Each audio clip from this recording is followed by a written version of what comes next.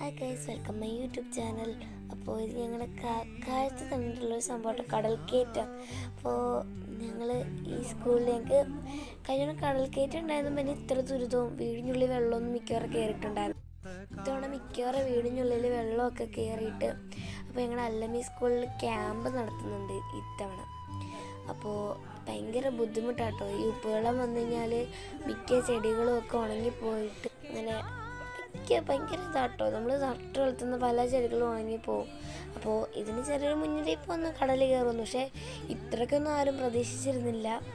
കണ്ടോ എന്തോരാണ് അടിച്ച് കയറുന്നതെന്ന് നോക്കുക നിങ്ങൾ.